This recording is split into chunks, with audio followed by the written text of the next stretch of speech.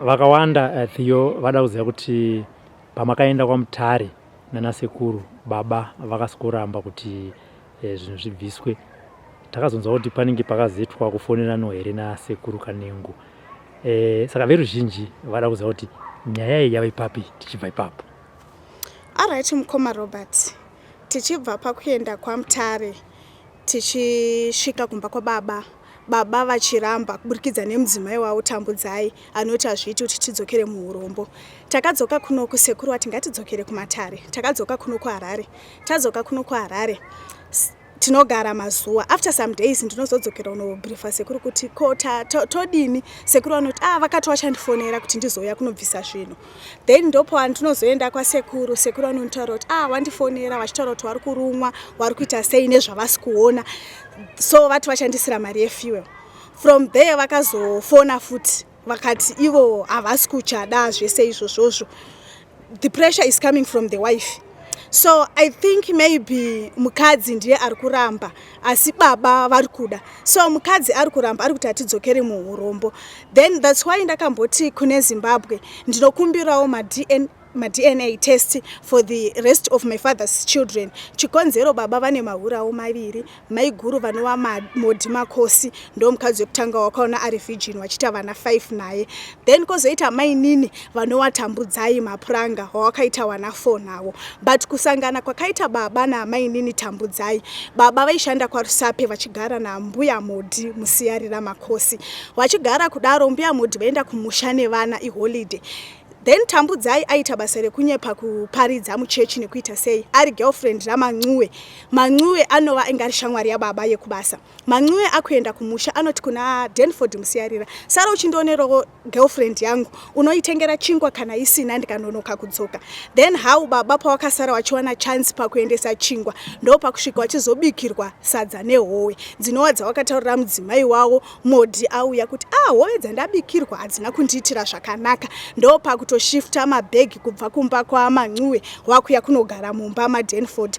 Wakutogara baba ndo paunotaura kune mudzimai wavo wawakanga wapikira kuti kudzamara rufu rwatiparadzanisa vanomutaura kuti mai Kero enda hako hazvigoni kuti ndichagara newe ndawafishi yandabikirwa uyezve inini ndinourayiwa uyezve ndinokuurayisa iwewe newana. Ndokuseparata kwakaita baba nemudzimai wavo wekutanga. Then vagara kudaro namai Nini. Mai Nini vanotaura zvekuti ivo vakuda kushanda. Vakutaura zvekuti ndavakuda kushanda. Pane boyfriend yavo yainzi Musizwi aiva mukuru wekuchipatara. Vanopiwa basa refamily planning rekupa mapiritsi efamily planning. Through kuti vakanga vachidanhana naMusizwi mukuru wekuchipatara. Then from there ndo pavanozobatwa nababa vane boyfriend yavo chikomba chavo chainzi Musabaika. Then panguva iyoyoyo ndo patiri kuti tinoda ma-DNA test because ndo nguva yekuberekwa kwaDenver uyezve ndo pakazonge pakuitwa nhumbudzana munyaradzi. Saka vanhu vese havasi kuchanzwisisa kuti zviri kufamba sei nekuti nguva iyoyo ndo nguva yavakanga vane zvikomba hobho vakanga vane chimwe chainzi Ndambaningi story. Ndambaningi ndiyenya kutoendesa mwana mukomana uyo wekuAmerica akaendeswa naNdambaningi ane 22 years achinzi akunostada America. Zvinova zvakatishamisa isusu kuti Ndambaningi wepolitics chazoita kuti aendese mukomana uyu itsitsidzei kubvisa mwana wemvana madziwa pavana wese seasarudza kuti uyu ndiye anoenda. Then baba wabata baba kuti wazive kuti vari kudanana nechikomba chinonzi Musabaika.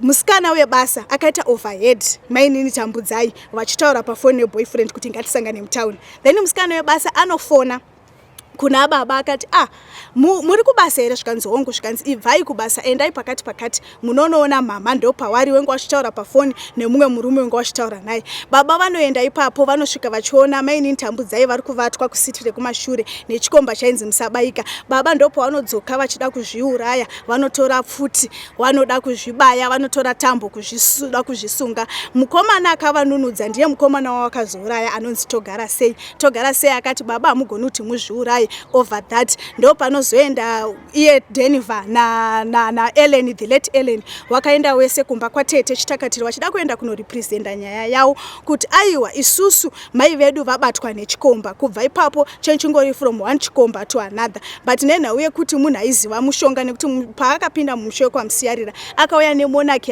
yakapupurwa nana tete kuti monaki yauya nemukadzi uyu auya nemakona asingaiti. Zvoreva kuti iye ane makona ake nekuti baba wakatozvipupura kuti pakashaika tezvara takapiwa zvidhoma, takapiwa mamonaki, takapiwa zvinhu, takanzi torai zvese nezvinonetsa. Saka zvoreva kuti mukadzi uyu une zvizhinji zvake zvinonetsa, then baba wedu wane zvawowo zvawakasirwa nababa wawo zvinonetsa. Saka ndofunga muko uripo ndewekuti wakasiza wanofa, that's why mukadzi ari kuramba.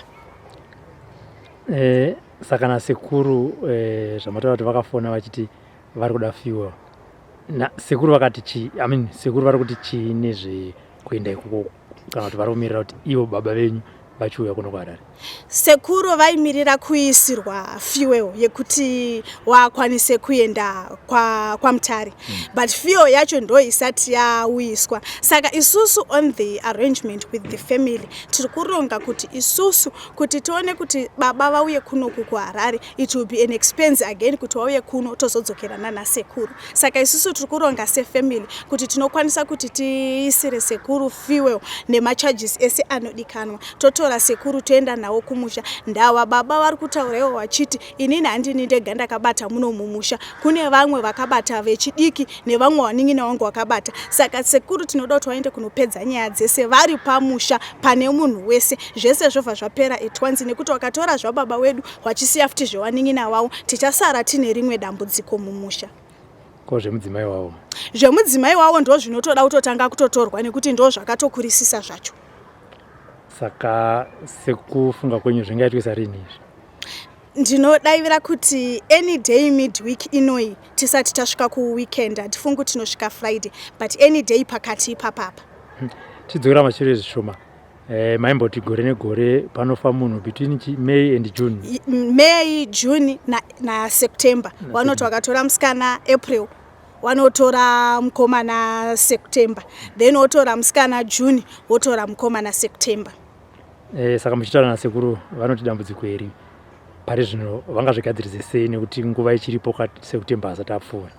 Hongu September asati apfuura, but according to me ndichiwanzwa wachitaura nechinhu chawo. Wakataura iwo wachiti chaitaura zvekuti chiri kuda ropa end of May na end of June, because takatozi ndipe iwo baba wakati personally ndipe kusvika August nekuti mwana wangu akadzoka uyu ari kundivhiringa.